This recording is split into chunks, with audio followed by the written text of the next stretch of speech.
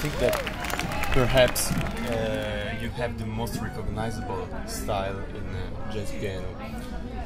But I also appreciate very much the way you adapt your style to different bands, from the Coltrane Quartet to some Joe Henderson recordings such as Inner Urge to Juju with Wayne Shorter. Do you think that making jazz music is mainly related on the intimate connections between people who make music together? I think that helps if you have people who have similar styles. But you have to be adaptable. You know, I mean, we've made records with different people, and you have to understand if you're gonna, if I want a person to record with me, it has to be some reason I hear something or he hears something. We think maybe we can come together. If not, then it's better to wait. You know, but I think it's nice when you can make a musical connection. Second question. Well, when I listen to music, often I close my eyes and things run through my head. When I listen to your music, I often imagine wide spaces like plains or deserts, and also the titles of some of your recordings and songs are related to desert. Like there's a beautiful tune, Desert Cry, or Sahara, or Horizon.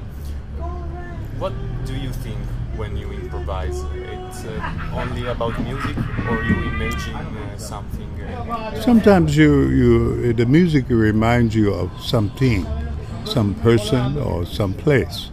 I've been in many countries in the world, you know, and I've been to Egypt before. I've been to, I live near New York, and I was born in Philadelphia, which is not far from New York.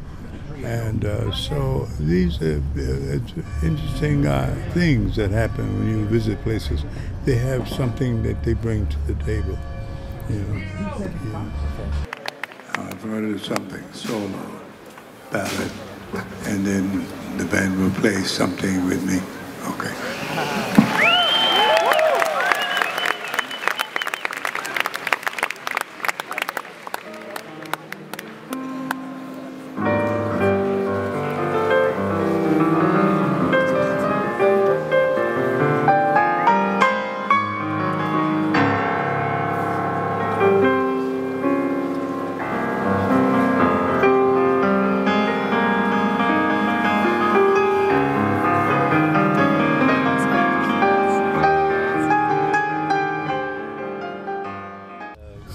I heard that in your formative years you listened to lots of classical music, Debussy, Stravinsky, Ravel, and in your way of playing I feel a sort of orchestral feeling, especially in the way you do crescendos. For example, in Coltrane records just before Coltrane solos. Is it still a strong influence on your music, classical music? Yeah, when I started playing, I studied. And I had a book with different European composers. Beethoven was one, yeah, and many others. There are many other people. I even bought. I had a book with Beethoven in it, and some other people, you know, other composers. And Stravinsky was another one, you know. But not copying, just seeing what they did with the sound. And I think that they're doing something with the sound. You can do it yourself with the pedal, with the many things. The pressure you apply on the keys. Also, when you use a soft pedal, you can get another feeling. You know, and a loud pedal, you get another one. You know, it all depends. You know, and sometimes the composition has to do with it. And plus, I compose a lot of my own music. You know, all depends. I heard that you knew Bud Powell very well. Yeah, I'm sure that hanging out with him was a great opportunity for a young man. Yes, he was like a hero to me. And he moved, Richie Powell, who played with Maxwell's his brother, he got an apartment right around the corner from my mother was a beautician. So we lived behind and above the shop. And so sometimes, Bud was right around the corner. And one time he came and I said, please, Bud, he was like, here, play something. So he played my piano. I felt like one of my heroes on piano, played my piano. I said, why? I said, thank you very much. He didn't talk much, he just acted. If he wanted to go somewhere, he goes.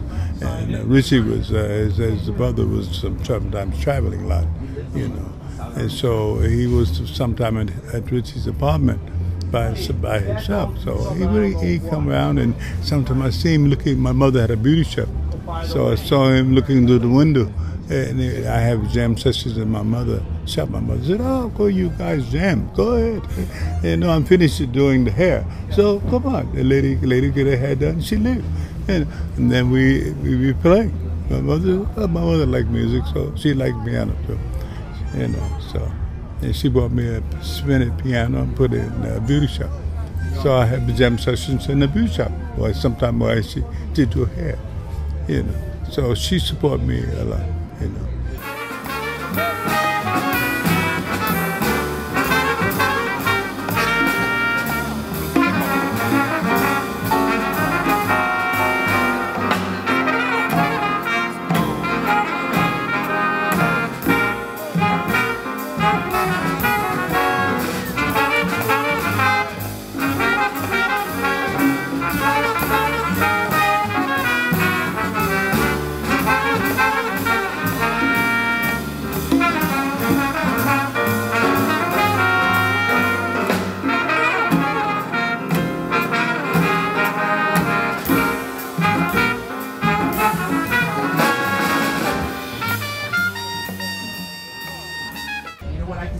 Well, a last question.